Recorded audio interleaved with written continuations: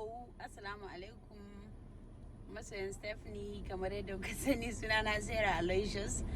Kawai na yi bidiyon nan ne don na ce muku ina son ku kuma in nuna muku skin dina. Daɗi nake ji skin dina. I am very confident, I am very comfortable in my skin.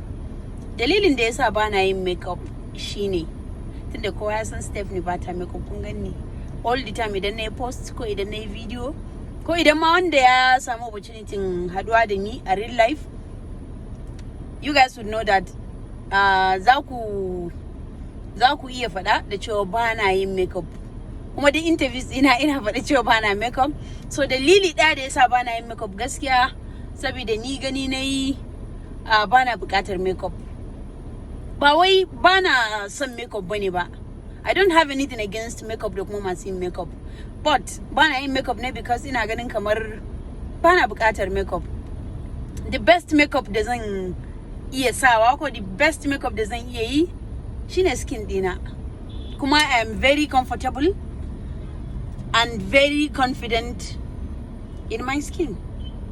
Okay? Just look at my skin, for Christ's sake. Just look at my skin. Look at my skin. By makeup, by filter whatsoever. No, gashi da kun ga inda nake yanzu. Ina kasuwa, ina bakin kasuwa ga mutane ana zirga-zirga da sauransu.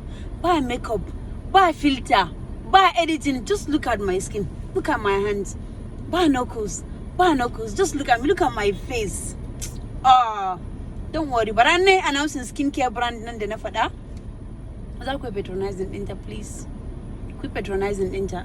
Look at my skin. Ita ce kuma kaɗai skincare brand da idan ta baka mai ko idan ka sayi mai ko sabulu a wajenta za ta gaya maka abubuwa da ya kamata ka ci. Abubuwa da ya kamata ka ci da zai taimaka wa skin ɗinka. Okay? Idan ina tafiya confidently ba inda kuma ba zan shiga haka ba. Ina ganin babu macen da ta kai ni kyau a duniya saboda skin ɗina is I love you guys. Bye.